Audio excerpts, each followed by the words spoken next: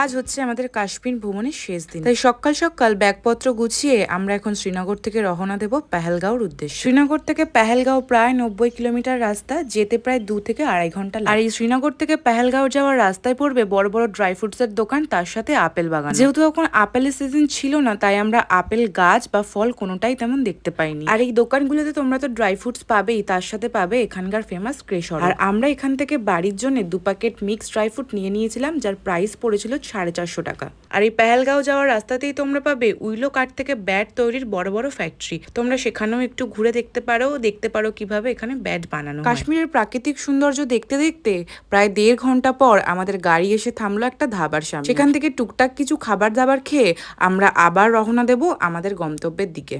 আর পেহেলগামে গিয়ে আমরা আজকে ঘুরে দেখবো এবিসি ভ্যালি।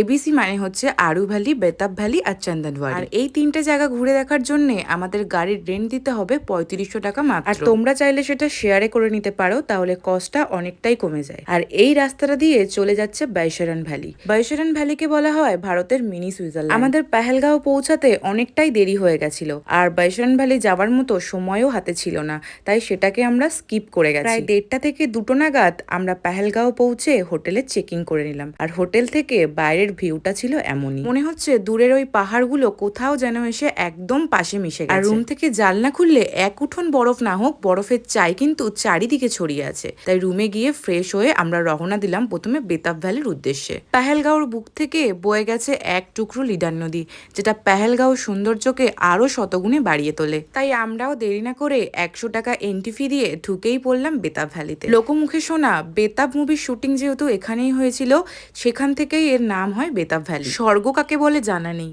কিন্তু ভূস্বর্গ কাশ্মীর প্রতিনিয়তই জানান দেবে তাকে কেন ভূস্বর্গ বলা হয়। ভারতের উত্তরে কাশ্মীর আর লাদাখ যেন তার সৌন্দর্যের ডালি আমাদের মতো পর্যটকের কাছে সব সময় খুলে রেখেছে। বেতাব ভ্যালির সৌন্দর্য কিছুক্ষণ উপভোগ করার পর আমাদের হাতে যেহেতু অনেকটাই সময় কম, তাই আমরা রওনা দিলাম চন্দনওয়াড়ির উদ্দেশ্যে। চন্দনওয়াড়ি থেকে তোমরা চাইলে ঘোড়া করে পুরোটা ঘুরে দেখতে পারো, কিন্তু ওই যে আগেই বললাম আমাদের হাতে সময় অনেকটাই কম। আর এই চন্দনওয়াড়ি থেকেই শুরু হয় অমরনাথ যাত্রা।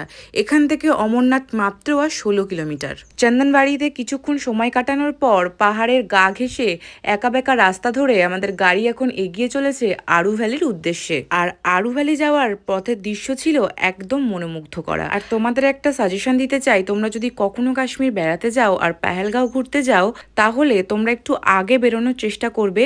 এই সময়ের জন্য আমরা পেহেলগাঁও সৌন্দর্যটাকে উপভোগই করতে পারিনি। কাশ্মীর বেড়াতে এসে আমরা যে কটা জায়গা ঘুরেছি তার মধ্যে সব থেকে ভালো লেগেছে আমার পেহেলগাঁও। কাশ্মীরের বুকে ছোট্ট একটা গ্রাম, যেখানকার মানুষ খুবই সাদাসিধে, আর সেখানকার প্রাকৃতিক পরিবেশ সম্পর্কে যতই বলবো ততই কম মনে হবে। রাত তখন প্রায় 10টার কাছাকাছি, বাইরের টেম্পারেচার তখন -1 ছুঁই ছুঁই। আর আমরা রাতে সবাই মিলে ডিনার করতে বসে গেছি চিকেন কষা আর গরম গরম ভাত দিয়ে।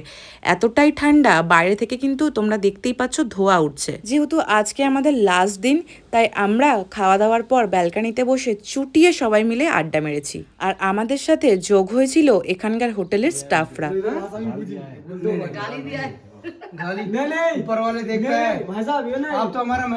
আজকে সকালে ঘুম থেকে উঠেই জানি মনটা খারাপ হয়ে গেল, কারণ আজ আমাদের কাশ্মীরকে বিদায় জানাতে হবে। তাই সকাল সকাল প্রায় 6টা নাগাদ আমরা ব্যাগপত্র গুছিয়ে রওনা দিয়েছি এখন জম্মুর উদ্দেশ্যে। কাশ্মীর থেকে বাড়ি যাওয়ার অভিজ্ঞতা আমাদের খুব একটা ভালো ছিল না। ল্যান্ডস্লাইডের কারণে আমরা প্রায় 6 ঘন্টা রাস্তার জ্যামে দাঁড়িয়েছিলাম, তাই আমাদের রাতের ট্রেন মিস হয়ে গেছে। আর সোমবার থাকার কারণে জম্মু তাওয়াই ছাড়াও ছিল হিমগিরি এক্সপ্রেস, তাই জেনারেলের টিকিট কেটেই চেপে পড়লাম ট্রেন। প্রায় 2 থেকে আড়াই দিন ট্রেনে থাকার পর অবশেষে আমাদের ট্রেন এখন পৌঁছাচ্ছে হাওড়া স্টেশনের উদ্দেশ্যে। এক রাত স্মৃতি আর অনেকটা মন খারাপ নিয়ে এখন বাড়ির দিকে যাব। কখনো যদি সুযোগ হয় বারবার যেতে চাই কাশ্মীর। তাহলে আজকে এখানেই কাশ্মীর পর্ব শেষ হচ্ছে।